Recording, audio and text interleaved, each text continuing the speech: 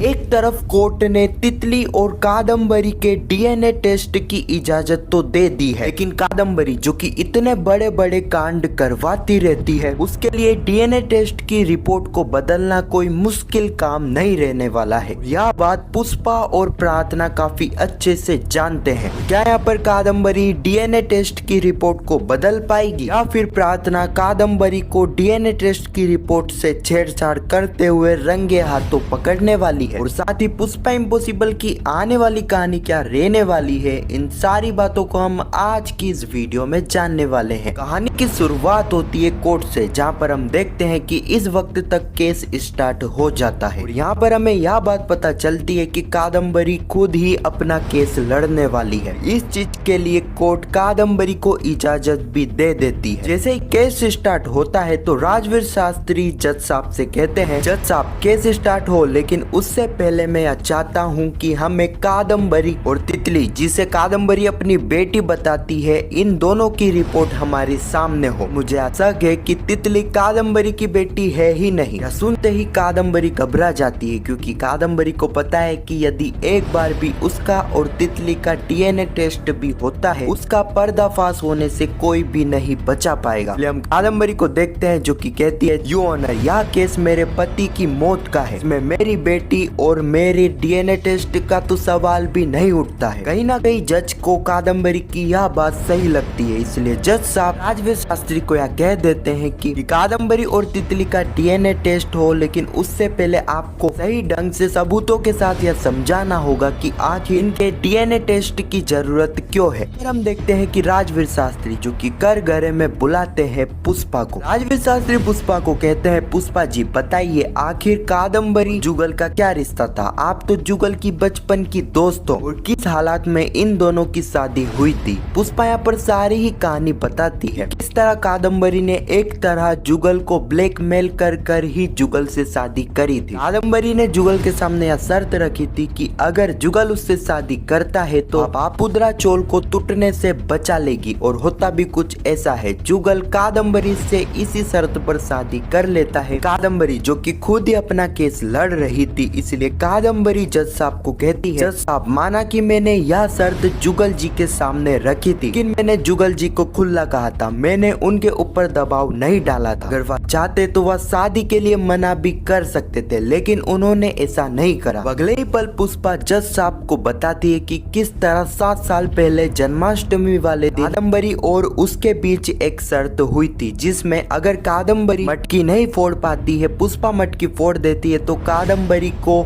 चोल छोड़कर जाना होगा। होता भी कुछ ऐसा ही है, पुष्पा मटकी फोड़ देती है। कादम्बरी जैसे ही चोल छोड़कर जाने लगती है, लेकिन तभी वक्त ही यह पता चलता है कि कादम्बरी तो प्रेग्नेंट है। राजवीर शास्त्री कहते हैं, जज साहब यह कोई कोइंसिडेंस नहीं हो सकता है, यह कादम्बरी की ही चाल थी। हम देखते हैं कि इस चीज को काफी अच्छे से कादम्बरी हैंडल करती है। कादम्बरी को यह पता नहीं था कि उसका पंगा राजवीर शास्त्री उस डॉक्टर को कोर्ट में पेश करता है। डॉक्टर के पास कादम्बरी को जुगल ले गया था प्रेगनेंसी टेस्ट करवाने। डॉक्टर जज साहब को बताती है कि किस तरह कादम्बरी को जुगल लेकर आया था 8 साल पहले। उस वक्त मुझे कादम्बरी ने यह कहा था कि उसका पति यानी कि जुगल उसे काफी मारता है। कादम्बरी ने रिक्वेस्ट करी थी कि वह फेक प्रेगनेंसी की रिपोर्ट बना दे। उन्होंने कादम्बरी के ऊपर दया खाकर एक फेक प्रेगनेंसी की रिपोर्ट बना दी थी। ना कहीं डॉक्टर की इस गवाही से या तो साबित हो चुका था कि उस वक्त